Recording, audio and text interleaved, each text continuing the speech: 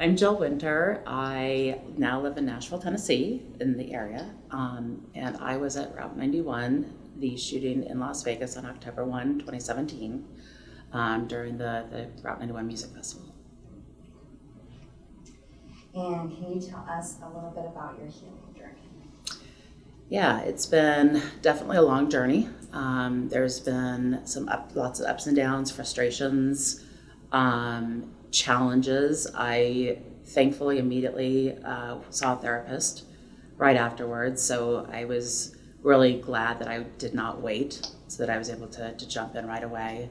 But I've also realized that it's not just one modality of therapy that's going to help with my healing. I've got to do multiple things, and it's my responsibility. What happened to all of us was not our fault, but it's our responsibility to heal and become the best person we can become. That's awesome. With your healing journey, what do you think has been something that's helped you the most? I don't know that there would be one thing that's been the most. One thing that I have found incredibly helpful is connecting myself with other people impacted. As frustrating as it is, those friends and family who are not there don't understand. And it's incredibly frustrating, but I'm also really, really glad they don't. So to be able to connect with others who understand, whether it was an event, my event, before my event, or after, that connection is so valuable. Nobody understands like somebody who's gone through something similar themselves. Right. And that's why you've done everything that you've done with Heart, right? Correct. Can you tell us a little bit more about Heart? Yeah, so 3.5 years ago, the Vegas Strong Resiliency Center decided that they were going to start a peer support program. And they asked me if I would co-manage it as the lead peer, along with a therapist who'd been facilitating the support group meeting for routers. So Alice and I co-managed that together. When we had our grant, we could only work with people impacted by route, and we've now opened that up to anyone impacted by mass violence. So our peer supporters are trained. We brought in a nationally recognized expert to help us, and then Alice and I have adjusted the program so that it fits better with a mass shooting event. And then we recently started First Tuesdays with Heart, that is open to anyone impacted by mass violence event. We're going to be focusing on the healing steps, the day after forward. We don't want to impact or activate anybody, so we don't want to go into details about the events themselves, but it's things that I know firsthand that survivors of something like this go through in the months and years following. That's awesome. And were you someone that went to Route 91, the Community Resiliency Center that was established, or did you kind of come in later? Because I lived in San Diego, I didn't go right away. I came along after. Okay. And I know initially there were a lot of us who, the bulk of the people were not from Las Vegas. And a lot of us thought that the center, the Resiliency Center, was only for people in Vegas. So we, as it went on, we started realizing it was for anyone impacted by Route 91. So I started doing some of the events, the programs that they offered. They, about 2.5 years in, started a support group over Zoom.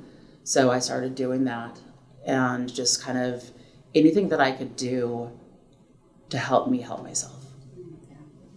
So actually, right after Route, there were some, we call ourselves routers. There were some routers who created Facebook support groups. And those are run by routers. And it's that connection. People would organize events. Because we were at a concert, a lot of people, if they were going to a concert, it's like, hey, is anybody going to this event? Let's get together and tailgate. We also had some like psychoeducational programs that were organized, things like that we would all get together, and just you start meeting people and you start forming bonds with those people. For your experience, do you think that the Resiliency Center is a good help for survivors? Absolutely. It's so hard I mean, even for the Resiliency Center staff, if you haven't been through something like this, but you guys at least have a knowledge of what people impacted are going through, whereas the general public doesn't. And, you know, on my end, it's frustrating to think like that, but I have to remind myself that before Route 91, I didn't understand either. You know, and it's really hard when friends and family say, you know, why aren't you over it? Why are you taking this so hard? And initially that hurt like heck. Some of my best friends and my dad, you know, he didn't want to talk about it, didn't understand why I was struggling. And once I realized that it's because he didn't understand, those friends didn't understand, it made it a little bit easier. You know, I don't know that it was coming from a place of, they weren't being malicious about it, they just didn't understand. Yeah, it's almost, it reminds me of just grief in general, that people are so uncomfortable with it. Yes. And they're just like, well, put that away because I don't know how to shoulder that for you. Yes. So I don't know what to do with it. And that's the other thing, is when people don't understand, they get very uncomfortable. And, you know, shootings, unfortunately, are far too common, but they are still rare. You know, most of us know somebody who has lost a parent or a grandparent or had a miscarriage or, you know, any number of things where grief is involved. But I know from my friends before Route 91, they didn't know anybody who had been impacted. So I was the first one. So I had to teach them as I was learning. That's a lot to shoulder too. It is. It's not easy, but thankfully I'm strong enough. And it did take a lot of energy to realize that I could do it, that I could tell them that, you know, this is why I'm still struggling. But most of the friends who initially were like, you know, why are you taking this so hard, have really turned the corner over the years, which has been nice. And I have lost a couple friends because of it. And that's okay too. Can you talk a little bit about the different modalities of therapy that you sought out? Yeah, so I actually thankfully had a doctor's appointment the 2 days after I got home. And I had seen my doctor for 20 years. And she walked in the door and she's like, how are you? And I just started bawling. You know, I was like, I have no idea. I'm numb, I don't know. And thankfully they had a trauma therapist on site. And she told me, she's like, you're not gonna say no. And I'm like, no, I'm not. There's no way. So the trauma therapist came and talked to me and told me about EMDR, which I did end up doing. You know, if it wasn't for her, I don't even know that I would have known about it, just because there's so many. I've done equine therapy. I've done talk therapy. I've gone to programs for mass shooting survivors. I've participated in several of the programs that the Resiliency Center has done. And then getting together with other people impacted. You know, I think, and support groups. I've done a couple different support groups. But I think they each complement each other. I don't think that being solely with other survivors is enough. I don't know that the support groups is enough. And I don't know that therapy is enough. I think doing all of them combined really complement each other. You know, because therapists, and one thing, you know, please make sure you seek out a therapist who is trauma informed. That is the most crucial thing. Some people will say that they specialize in trauma, but they're not trauma informed. And that's not going to be helpful.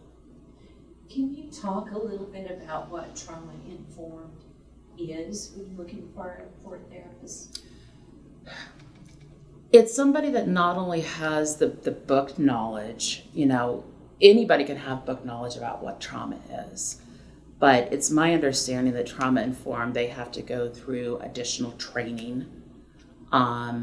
It's quite a few hours of additional training to understand that. And they oftentimes have worked with specific communities who have gone through a major trauma. So it's somebody who truly understands not just what the book says, but understands what we're going to be feeling and facing.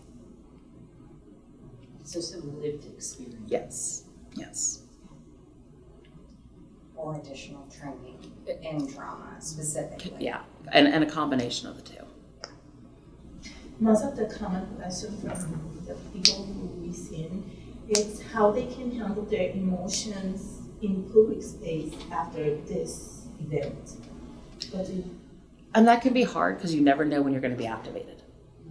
You know, I know for me, there were certain noises that were very activating. I know for other routers, helicopters and sirens were very activating, and some of them still are. So one of the things that I did, my therapist had recommended doing EMDR, coming up with a calm, safe space that I can go to. And I used to go, there was it's called Lions, Tigers, and Bears in San Diego. It was an animal rescue, big animal rescue facility. And to me, that was my calm space. So I would just get the picture of the lion on his back scratching, like our dogs and cats do. Had that in my head, and they had water features. And I was able to generally calm myself. Breathing.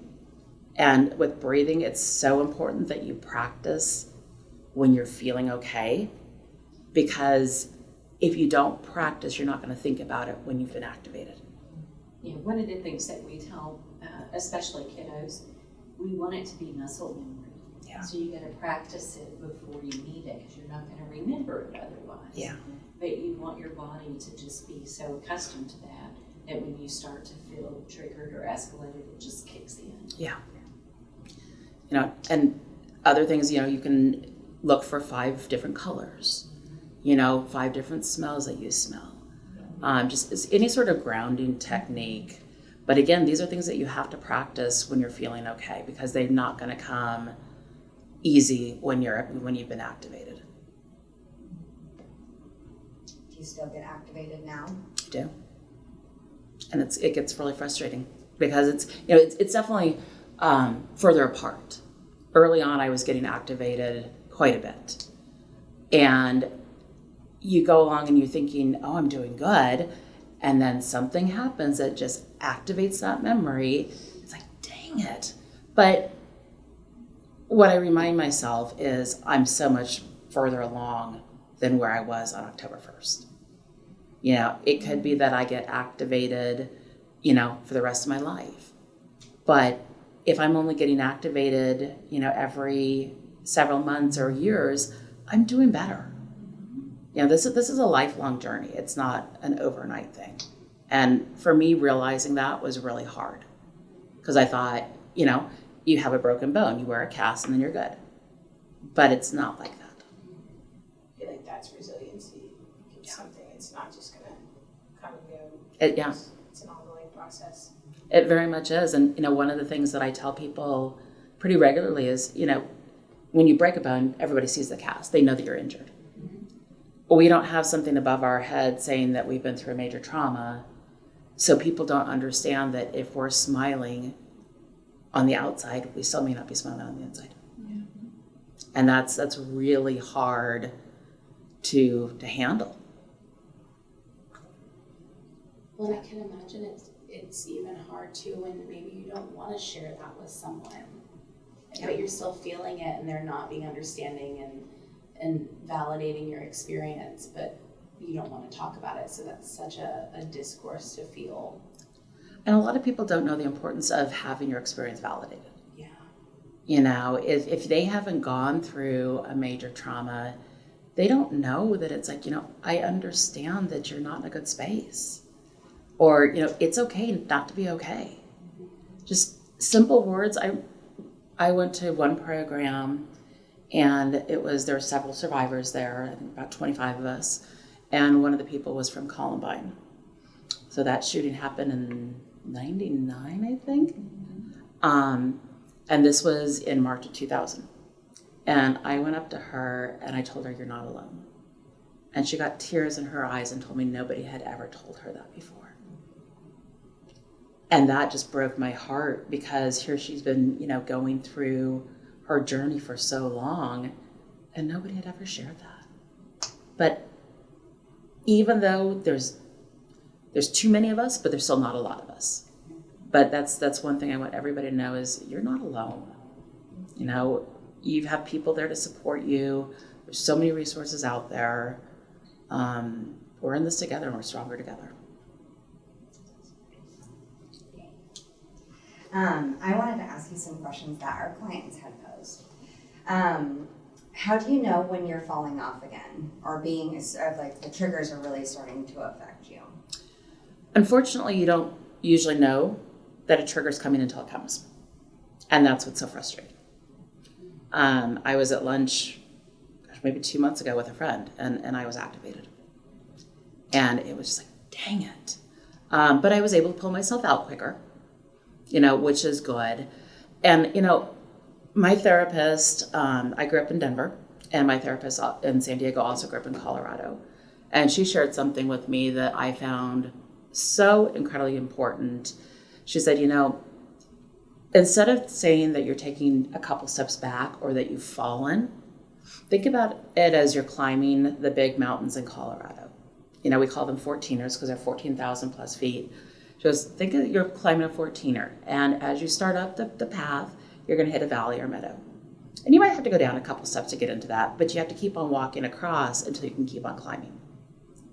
And then you're going to hit another valley or meadow, and then you're going to keep on climbing. Overall, when you look at your trajectory, you're here, and you started here. So it's not about taking steps back or falling. You know, we have to get through those times where we're walking through the valley or meadow. And I know when I was, you know, in the mountains, we used to see the elk and, you know, bighorn sheep and things like that. So I just picture that. I'm like, you know, I'm taking pictures of the elk or the bighorn sheep. So it's giving myself that grace has been so important. And it sounds like working with your coping skills too. Yeah. The better you work with your coping skills, that seems like the quicker you can kind of get through some of those activating events too. Yes. So they don't feel so devastating at the time. You're not going to be able to avoid the triggers, but it's about how you get through them. Yeah. It's, you know, the grounding. And one thing that I do quite a bit, and especially in Tennessee, there's fireworks everywhere during 4th of July and Christmas. So I remind myself, I'm not in Las Vegas. I'm at home. I have my dogs here. I'm safe. You know, safety is such a big portion of the healing. You've got to feel safe to be able to heal. Another question that we have from one of our clients is, how do I find safety again? Safety is different for each person. You know, I know that there's a lot of routers who still have not gone back to a concert. There's some routers who can't listen to country music, and that to them is their way of being safe. For me, my goal was to not let that one person ruin my life. And my therapist said, you know, you got your window of tolerance. If you're pressed up against that window and the window's bulging, you're okay. You just don't let it break. So sometimes you have to push yourself into those uncomfortable situations to help your healing. You know, but it's baby steps. You know, if you're not comfortable leaving the house, go out to your front porch for a minute or two. And the next day go out for 3 or 4 minutes. And just build that up until you feel safe being out in your front yard. And then maybe do a drive around the block. You know, it's going to be different for each person. But baby steps are still steps in the right direction. You know, and oftentimes they're so much more important than those big leaps and bounds. And you had mentioned to me previously that everyone's healing journey also starts at different times too. Absolutely. It's the way we react to our event is based on so many factors, including what we had been through up until that point. And that's why everybody has a different healing journey, a different reaction, different feelings about it. There's a lot of people who they've dealt with so much in their past, they don't want to deal with one more thing that's uncomfortable, so they try to sweep it under the rug. You know, they try to ignore it, they try to be strong. The problem is, at some point it's going to come out. You know, this is so much bigger than any of us. And I thankfully knew that right away. You know, I got home and I called my EAP. I did not like him, by the way, but I ended up with a therapist, you know, with the EMDR therapist.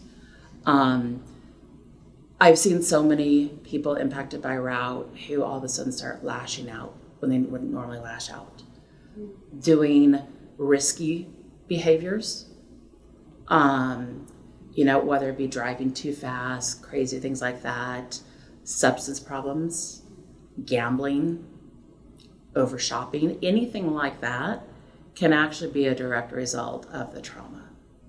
And it's not just, oh, I feel bad, I can't do this. There's so many things that trauma, if we don't face it head on, can bring up that are not good behaviors. And I think around that, there are a lot of people who suddenly start exhibiting those behaviors, but they're not able to link it back to Exactly. the trauma.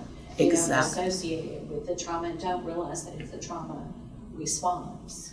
And especially if it comes up a year or 2 or 3 years later. Yeah.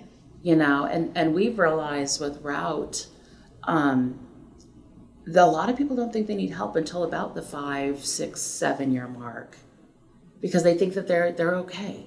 You know, I can get through this. I'm surviving. And for me, I'd rather thrive than just survive. You know, so it's my responsibility to make sure that I can thrive. And it can be ugly. Healing is not pretty. You know, it's not fun. It's not enjoyable. It takes a lot of time and energy. But it's necessary and we're all worth it. You know, and I've been able to, I feel like route ripped a Band-Aid off that had been holding down other things I had been through in my life that I hadn't addressed.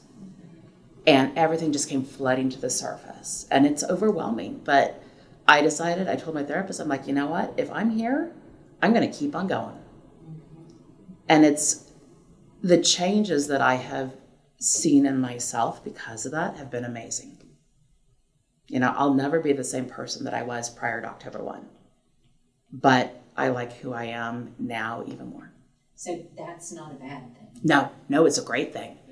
But it did take a lot of hard work, a lot of tears, a lot of confusion, frustration, and I still have that sometimes. You know, It's happened because you take a decision to start healing. yes. And that's the important thing here. Yeah. As somebody who's a peer, you've talked to a lot of people who have kind of prolonged their healing journey. What are some common things that you hear from people when they tell you why they're finally coming to seek some help? A big one is their significant other, whether it's a spouse or other, has said that this isn't going to work if you don't get help. Kind of give them an ultimatum. Yep. And they didn't think they needed it. And especially that one, I've seen probably more with men, because men, you know, as a society, men are told you need to be strong, you need to be this. And that's so not right. You know, men need just as much support as women do. You know, and it's usually the female significant other saying, this isn't going to work if you don't get some help. You know, because they become much more snappy. They shut down easier. They don't want to communicate. And that's not a good relationship. So, you know, other people they wake up one day and it's like, wow, I'm not okay. It's like, you know, they have an epiphany that I do need help. But honestly, I think anybody who has gone through a mass violence event needs to have some form of professional help, because these things are so much bigger than we are, and we're not equipped, we're not taught how to handle something like this. You know, I couldn't do it on my own, and I consider myself to be a very strong person. And I knew right away it was much bigger than me. And is it also, I'm trying to think of how to phrase this, but we've heard Some people say they initially, right after the incident, got treatment through their EAP.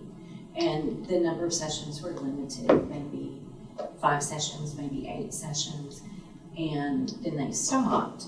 How common is it though for people to need more and not realize it until later? It's very, very common. My experience with EAP is they were not trauma informed. So I actually went to my EAP therapist 3 out of the 6 times and I left. It's really hard to start over, but sometimes you have to do that. I don't think, for me, what I went through and everything that was brought up to the surface because of route, 6 sessions would be nowhere near enough. Nowhere near enough. I mean, I was going twice a week for the first few months, then I went to once a week, and now I'm still seeing a therapist every other week. Yeah, and I'm still doing support group. But it just, ways that we respond to things now are directly related to the trauma as well. You know, I got a whole different perspective on life after what I went through. And my reaction and things that are important to me now is completely different than it was before October 1st. So there's so many things that come up that are a direct relation that people don't realize unless you really dive into it. And that diving into it can be painful. It's very painful. It's hard to do. It's ugly. You know, there were times with EMDR that I'd leave the therapist's office and I felt like I got hit by a train going 100 miles an hour. And I would literally just sit outside for a little bit and get myself together. But I also knew that that was healing me. And once I was able to relax a little bit, and you know, she showed me the techniques that for the EMDR to use, but it was still, it's exhausting. But later on in the day, once I was kind of gotten over that hump, I felt so much better. You know, and a lot of people have a problem going through something that's painful like that. But it's so important to do that to help you get yourself through this journey. It's our responsibility. It's nobody else's responsibility. Yeah, you had told me when we talked for the first time that you know, you've gone through something really terrible, but you've actually found that there is some silver lining to it. There's been a lot of silver linings, and it sounds really weird to say that from something so horrible, so many amazing things have happened. I'm actually here visiting in Texas. I'm visiting somebody who I met who was at Route. I met her after the fact. We've become good friends. We traveled out of the country together last month. If it wasn't for Route, I never would have met her. And I've made so many friends like that, and I've had so many doors open. You know, like the Vegas Resiliency Center approaching me to lead the HEART program. And through that, I was linked up with Brooke. So there's so many opportunities and positives that have happened, and that's post-traumatic growth. You know, I never thought, I didn't think San Diego was my permanent home, but I wasn't sure what I wanted to do. And all of a sudden I realized during COVID that I was done living there. And I up and moved to Nashville, took the lower paying job as with the Heart Peer Support Program. And I've never been happier. And I don't think I would have done that if I hadn't have gone through what I did and the healing that I had done up to that point. You know, because I was used to a very well-paying job and it was very stressful, but it's like, well, it is what it is. And, you know, I'm making good money. I didn't realize how fulfilling life could be. Well, that reflects back to what you said of not just surviving, you're thriving. Yeah. I'm also realizing, I feel like what's important, what really matters to you. You know, your safety, your sanctity, your sanity, all of these things are like the most important thing. That it's not always just about money. It's not always about all of the status. That it's just really about doing what you have to do to take care of yourself. And slowing down and, you know, stopping to smell the roses. Life goes by so fast. And in that job, I was working 10, 12-hour days. You know, and so I wasn't home to spend as much time with my dogs. Now I work from home and my dogs are curled up next to me. It's little things like that that you don't think about because society tells us this is what we should do. But when you get the different perspective on life and realize how incredibly short life is, you change. And that's not always a bad thing. It's usually pretty good. And change is always typically a pretty scary process for a lot of people, Yeah. but we usually find on the other side of it that we're glad that we went through it. Yeah. But you're right, it's not always bad. Yeah, no, and and I think anybody who goes through a mass violence event or major trauma, whether we want to change or not, we're changed. And whether you admit it or not, you're changed. So this was a forced change. Like I said, I don't know that I would have done it on my own if I hadn't have gone through route. But I realized, what's more important. After a mass shooting, a lot of people isolate themselves. So how beneficial has been connecting with other people who was there that day for you in your healing process? It's been so helpful because again, you have somebody who understands and may have felt the same or similar to you. During COVID, we were told that in California, you were not supposed to leave your house. I was still going. I'd pack my dogs up and drive about an hour and a half north to some friends, routers, and stay with them for the weekend. Because we had learned that isolation is so bad for you when you're going through healing from a trauma. It's the last thing you want to do.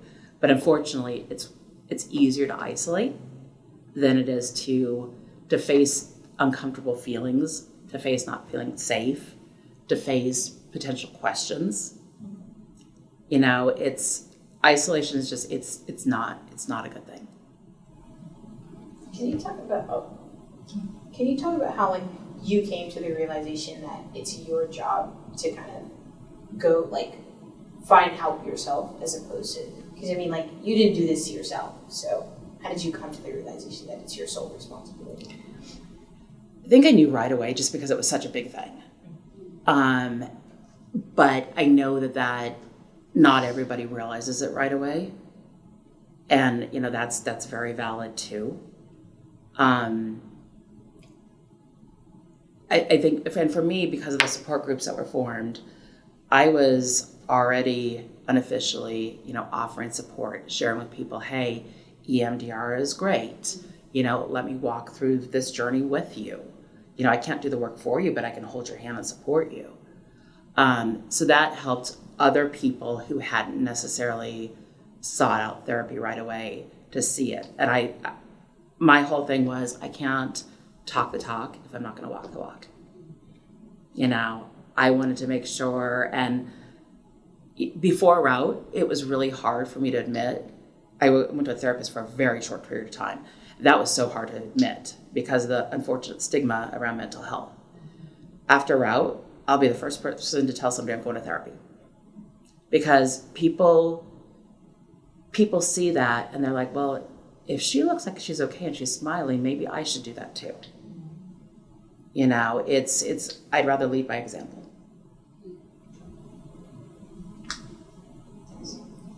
I think that's a big part of what we want to make sure people know is that you don't have to be mentally ill to have therapy or to get support. This world it's so fast moving, and unfortunately so many people are they're nasty, especially when you look at social media, and we're not equipped to handle that on our own. That's why we have mental health providers. And I go back to what happened to us was not our fault. Yes, some people may have had some mental health challenges prior, but not everybody did. Or at least major. I think we all have mental health challenges just anyway. But yeah, exactly. But it's, we didn't have the large mental health challenge that a major trauma brought on. And that's bigger than us. Do you feel like somebody who maybe isn't going through a lot of challenges, a lot of symptoms could still benefit from coming to services. Absolutely. Absolutely. It's the sense of community. Being around people who understand is definitely helpful. And just because you think you're doing okay doesn't mean that you cannot still get support. You know, there's a lot of great programs out there for survivors. There's a lot of, you know, things that you guys offer that can be helpful. And being around, you know, the first time I hugged another survivor, I tell you, it was the most magical hug ever. And it doesn't matter whether it's your event or somebody else's event. It's just, it's an amazing feeling. And if you haven't been there, I can't explain it. But just being able to share that, you know what, we're in this together, it's amazing.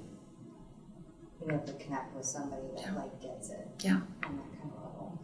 And too, if you come in here and, you know, you're doing these programs, you've met some people, and then you realize that you're not doing okay, it's a lot easier.